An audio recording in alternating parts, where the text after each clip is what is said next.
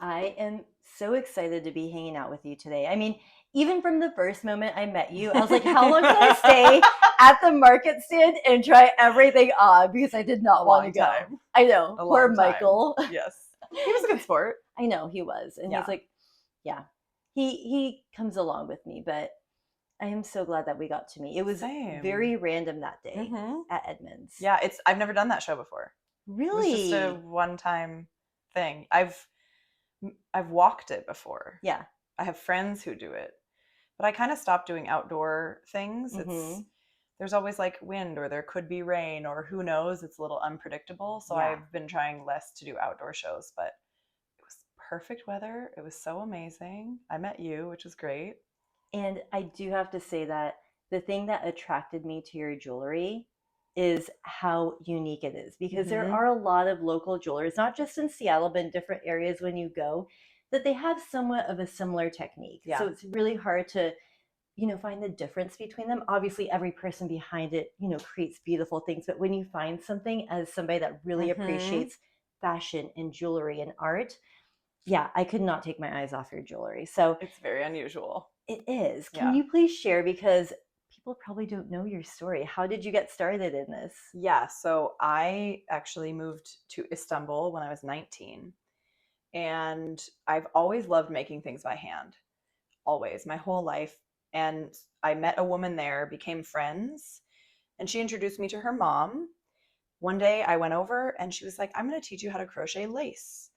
And she knew I liked making things. So basically, crocheted lace is done in many, many places in the world. But in Turkey, it's done with a little crochet hook on the edge of like pillowcases, headscarves, napkins, tablecloths, things like that as an edging stitch.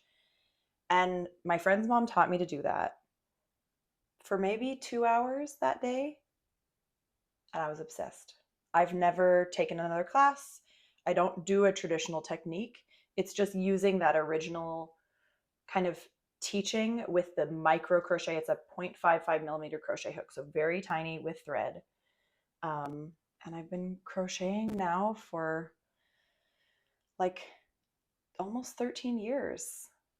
And how did you translate that into jewelry though? So the first pieces I made while I was still living in Istanbul, and they were taking leather circles, punching holes in the edge, and then crocheting the lace around the edge. So the first earrings were like circular leather pieces with Mm-hmm. crochet. When I moved back here, I started playing more and I was crocheting around wood. And then I was like, this needs to be elevated somehow. So then I started crocheting around metal. But I didn't know how to do like soldering and metal work at the time. It was all cold form. So I would take Mm-hmm. wire, bend the wire, hammer the Oh my wire, gosh. and that's where it started. So the first pieces when I first started my business, I did not solder. I didn't do any of that. I did do the metal work, but it was fairly basic metal work. And from there, I was like, okay, I want to learn to solder. Learned to solder, made a collection with that. And it's just evolved over the years until I've had my business 9.5 years now. And now my work is cast lace. So over the years, I kind of started developing this casting where I would crochet, make a mold, inject molten metal into the mold so it would look like the lace, but it's solid metal. So that's what I do Mm-hmm. now. And that's a pretty new thing in the last few years. And it's so fun. It is so fun. And Mm-hmm. how often do you create new pieces? Like as a new pieces, as a new designs that you bring Yeah, out? it varies. My goal is always to launch 2 collections a year. Oh, okay. Mm-hmm. Sometimes that's more, sometimes that's less. Sometimes I do one of a kind launches. I do one of a kind things more frequently. Maybe I'll make a collection of 4 to 16 pieces or something like that Mm-hmm. that have different gemstones or designs that I'm only doing one of, something like that. Um, but because my business has been in transition now the last really like year and a half, Mm-hmm. big transition, moving from the crocheted to the cast, it's kind of irregular. In Yeah. this moment, it's like, when can I release something new? I'm always designing new things, Mm-hmm. but I can't release them all at once. That would be a little bit too much. Yes. I crocheted 60 new components, so 60 individual pieces Mm-hmm. in um, January when I was in Malta. I spent 1 week just crocheting. Oh And so my I have gosh. those 60 castings that I've been designing from now. Mm-hmm. But those 60 pieces are going to take me through probably a few years of design work, Oh because my gosh. the way this process works isn't just I have an idea, I Mm-hmm. make the thing. I have an idea, I crochet the lace, I cast it into metal, and then once it's in metal, I can really see, like, will this actually work for design? It might or might not. So once it's in metal, then I design from there. And it takes quite a while to iterate that and get it to the point where it's finished jewelry. Oh my gosh. Yeah. Oh, Yeah. I'm like, it is such a process because clothing, when you Mm-hmm. talk to clothing designers, Mm-hmm. yes, you have to like design, create, you have to, Yeah. depending on how you do it, some people make it themselves, some people go and they outsource. But Mm-hmm. I feel like with what you're doing with the metal, it's just Yeah. so unique and different Yeah. that you do have to kind of space it out. But you do Mm-hmm. want to continually bring new things Absolutely. because if your buyer loves something, Yeah. they're going to want Yeah. something different and new. And to it's one of my add. favorite things. I adore designing. What are you continuing to work on within yourself? So you talked about with the business how Mm-hmm. it has shifted. Mm-hmm. What are you finding personally that you're trying to work through as you're shifting your business right now? Something that's hard, actually, related to designing is doing what my business is asking me to do instead of what I want to do all the time. Mm-hmm. That is a very hard distinction. I've only come to it in the last few months of realizing, like, what I want to do isn't always what the business needs in this moment. Mm-hmm. It doesn't mean I can't ever do it, but I need to take what I want to do and then run it through a filter, right? This business, yes, it's me, but if I think of myself as a CEO, it can't just be run by my emotions and my wants and needs in the moment, right? So that's not easy, because some days I'm like, oh, I'm bored with this. I want to make something, right? Or do I really want to sit and write emails all day? Maybe not, but that's what the business needs right now. So that's been a practice recently of, like, really listening to the business. And it is an ongoing practice. Yes. I have a list, I have a folder of Yeah. a million things I want to do. Yeah. And I even told my team yesterday, we had a team meeting, and Mm-hmm. I was like, I know I've had this in my heart to do a long time, but every time I do it, it doesn't go well. We just need to do what like the people want and just be very consistent with it. Absolutely. And it can be hard. It can. Yeah. Yeah. You have to kind of remove your ego and yourself from it a little bit. And even that, not to like diminish it, but sometimes that creative part of us that continually wants to do more and more and get into the mindset of the business mindset. There are two parts of us when we're an entrepreneur, which is, it's fun though, because it's great. I love it. It's I wouldn't have always it a any other way. Can you share an experience that you remember of a client purchasing your jewelry and just taking it somewhere with them that felt so special that they wrote back to you or shared pictures and it just felt like an epic moment for you? I have a particular client in mind who has a lot of my pieces, and she wears them all the time, everywhere. I will not share her name, but she got divorced recently and she bought a piece for herself for that. But she's also worn her pieces traveling. And she sent me a photo and she was like, I just went snorkeling in your necklace. I was like, I love this because I always talk about jewelry being a thing to wear all the time. And obviously, if it's a piece that can't get wet or might fall off, maybe not the best thing. But this was a necklace that wouldn't fall off, would be okay on the water. And she wore it snorkeling, and most people wouldn't. And I was like, what an adventure to take that necklace on. I love that she didn't take it off.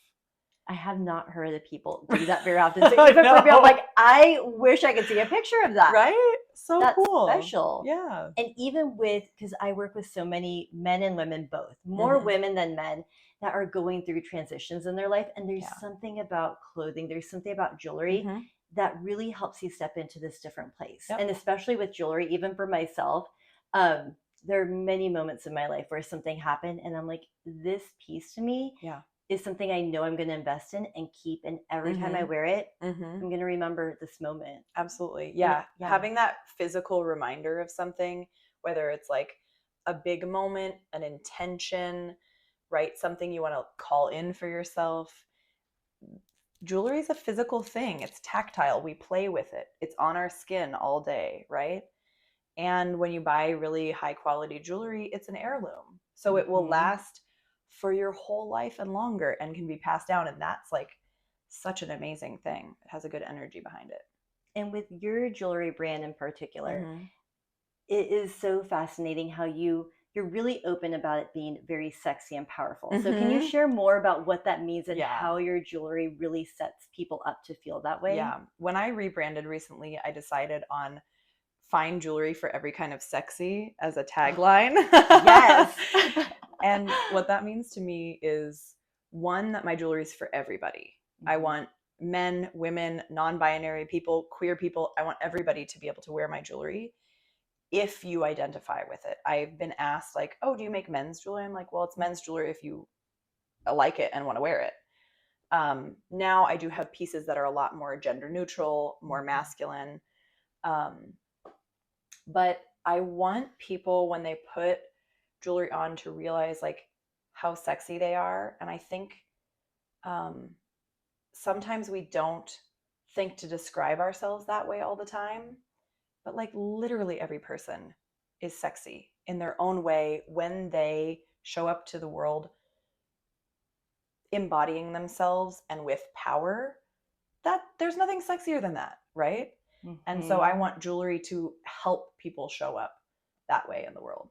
And I also think that some people, it feels intimidating to be able to think of or see themselves or feel sexy.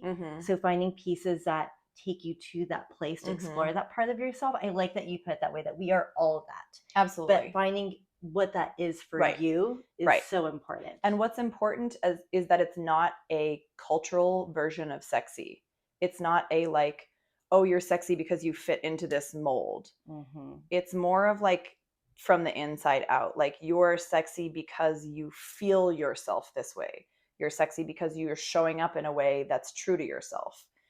And fashion and jewelry really plays into that, because I mean, people dress in any number of ways, right? I'm not going to feel sexy maybe if I wear like a baggy t-shirt and big jeans. Somebody else is going to feel so sexy in that outfit, and they would look good in this chain too, right? Like this particular necklace, the Gina chain, it can be worn with so many different styles, and every single person I've ever seen wear it looks amazing in it. It's like the magic pants. Yeah. It's interesting because even in fashion, not everything, but there are sometimes key pieces every season that like withstand the test of like different body types, different styles, like trying it on, and it somehow works, but it's just the way that they wear it. Exactly. And it changes it. You make it your own. Yeah. With your clients, what have they taught you? So you did mention how you're kind of in this place too of like realizing like, oh, sometimes I have to put like my business hat on and my creative hat, and I'm listening to my clients. But in general, is there something that they've taught you recently, or a particular client? Let me see. That's a tricky one. I think I learn all the time from my clients. You know, there's always things that they want, right? One of them recently has been, I've actually learned that people love the original crochet, which is kind of what I'm going away from. But I've been practicing listening to what they want and like, okay, how can I bring this in maybe in a way that I do a once a year drop or once a year pre-order or something like that. My clients love color. This is the other thing. And my first jewelry had lots of color in it because of the crochet. And now that I'm doing more metal work, there's less color. So bringing in more gemstones. There are lots of other ways to bring in color. I've thought about like using enamel. That's not something I have the skill set for currently, but that's always in the back of my head of like, what do people really want? And I think the texture and the colors together, there's something vibrant about that. Is most of your market here in Seattle, or do you feel like you're kind of going nationwide? Where are your clients at mainly? Definitely nationwide. I have a lot of customers still in Seattle. I have done shows here for years, and I obviously live here, but I've traveled a lot for shows as well. Mm-hmm. And for 5 years, I used to sell at Pike Place Market. I did not know. Yeah. So I was there for 5 years. I still do a pop-up here and there at Pike Place Market, but I'm not there full time anymore. But people come to Pike Place Market from everywhere, right? So people would come and discover me and buy a piece or take a business card and then get something from somewhere else. So people are all over. This year, I only have done shows in Baltimore and in Chicago, but I love traveling for shows. It's so fun. And the reason why I ask is that I also have clients in different places too. And it's interesting seeing how there are certain things that feel kind of universal in a sense because of what is trending. But then there's this deep desire, like you mentioned about the crochet, like people still want it. Yeah. Even with style, there's like certain things that are not trending, but people still desire it so much. And as a stylist, I also have to listen to the clients and be like, okay, yes, I'm going to push you a little bit to try this new thing, but I know that going back to something that feels good to you and safe is also good too, and we can integrate it both together. Yeah. I mean, wearing something that makes you feel good at the end of the day is the best thing. And I try to design jewelry that's timeless. Like, I don't want it to, if there's a trend that ends up fitting with my jewelry, amazing. But I don't want to design pieces that are just here for a season, right? I want to design pieces because they're heirloom quality, because, you know, you're going to spend good money on them. These need to be pieces that you are going to wear over and over and over again. So I really try to design with trends in mind, but not trend focused. Yeah. And as you mentioned too on your website, which I really enjoy, and I can see it in the content that you create on Instagram. I follow your content. I love your content, but you are inspired by like sexy, this beauty within everybody, and you're very much inspired by women too. Yes. If you could meet any woman, like just sit across from her and have a glass of wine, oh my gosh, who would you choose to be with? Wow. Who would I choose to be with? Yeah. I am at a, you know, it's funny. I follow people, but I don't like know a lot of, I mean, I guess the first thing I think of is celebrities or something like that. But I'm like, it could be a celebrity. Who would I choose to sit with? You've got me stumped. I don't know. Which is, it gives you something to think about, because I mean, it's not, you know, looking at somebody that you admire from afar, usually there's like something deeper within it that you want to learn from them. I always have like my top 3 people that I'm like, oh my gosh, I want to like, I not like emulate them, but when you're trying to step into like that next version of yourself, you can sometimes be like, okay, well, what would this person do? Because they've already reached this, you know? And so, something to think about. There's a woman in mind. She's not living anymore, but Iris Apfel. Do you know who she is? She didn't even come to mind, but now that you bring her, of course I know who she is. She's like a style icon and just wears whatever she wants, and big and bold and crazy. And so maybe it's not like she would be a person that I would love to sit down with, but maybe it's less of like a specific person and more of, you know, a woman who is at the point where she doesn't care at all what other people think. She's like really knows herself and has done what she wants with her life. I definitely have some like people pleasing tendencies. I get FOMO, you know, there's things that come up. And so sitting with a woman who is like, you know what? I'm not here to please other people. I'm here to please myself and to like live the life that I want, regardless of what that looks like for other people. I think that would be the person I would want to sit with. I've actually recently had a couple clients within days apart of each other, which it's not something I often hear from people, but both of these people said the same exact thing to me. And I actually have to do a separate podcast episode on this, but it was very interesting because both of them are in a place in their life where they're like, I feel really confident in myself, in my career, in what I'm doing, in the path I'm taking. And they're like, I'm coming to you not because I need more confidence, but because I want it to show on the outside now. I don't often hear that. And it really made me think, because when we talk about fashion or style, I'm always like, oh, let's, help with your confidence and stuff. I'm like, there's a lot of women that are just doing so well for themselves. And it's not that they need more confidence. They just want to be able to show it on the outside and feel better on that part and make sure it lines up with what they're doing on the inside. Yeah, it's the presentation of how you're feeling. I mean, that's what's so fun about fashion and jewelry. Oh, and Iris, like, the only thing, like, when you mentioned her name, like, the first thing that comes to mind is like the glasses, her hair, the giant jewelry that she never went away from that. And there's a lot of icons that do that, and I always admire, like, with the time that goes by, they continue like sticking to something, not because I think that they're like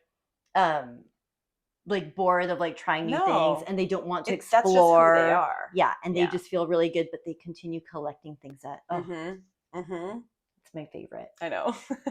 And with your journey when it comes to style, because we're all evolving, and when it comes to your style, where do you feel like you're at in your own style journey?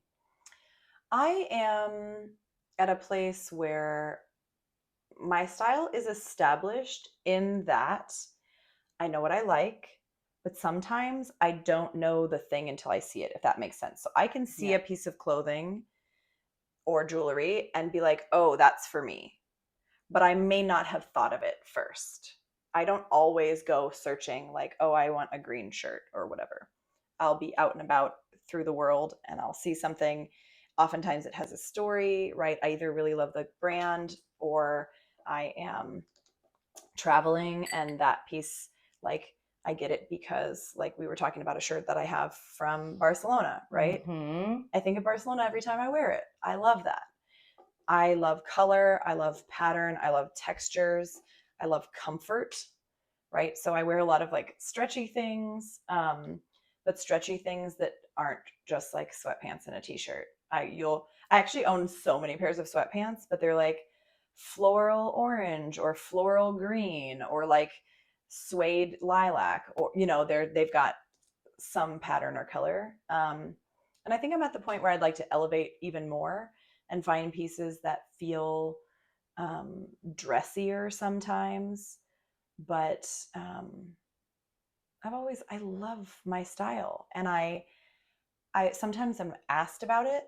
I get a lot of comments of like, oh my God, I've never seen anybody who dresses like you, right? That's when you know you're doing your own thing. When somebody's like, oh, I've never seen anybody dress how you're dressing. And my philosophy is anything can go together because you like it. What makes your style distinct is the fact that you like all these things and you're wearing them together, right? You're pairing them in different creative ways. So yeah, I just collect pieces that I love and pair them in different new creative ways. Yeah. Like today, we put this together and you never put the royal blue. I hadn't worn these two together. And they complement each other. And with the jewelry on top, the mixed metals really brings the skirt together. I love it. It's so good. Beautiful. Yeah. Yeah. Sometimes I definitely get into style, I guess you could say ruts, where I'm like, I'll wear the same combination of things over and over, but then won't always play with like, oh, I haven't worn this skirt with this top or these pants with this shirt or whatever. Because I just you get in patterns. Yeah. And it's also when you're busy, like even for me as a stylist, I am doing everybody's closet so much that I have my own go-to outfits where it's like when I have busy season, I wear the same consecutive things the same way. I don't have time to play with my own stuff when I'm playing with everybody else's. So totally normal, but as long as you know how to like get out of it and be like, okay, this week I'm gonna buy something new, or this week I'm gonna play with my things like again. Wear a different thing than you usually wear.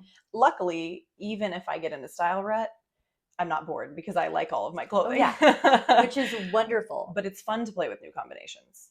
And it's nice to see, and you can tell that you are into fashion style just because not everybody that is a designer necessarily means that they are into that. Right. But it reflects in your clothing. Like when I looked at your closet, I really enjoyed seeing all of that because I do not get to see that all the time. Yeah. And a compliment, I think, is when somebody tells you that, oh, I couldn't believe that you put this together and it looks like so good.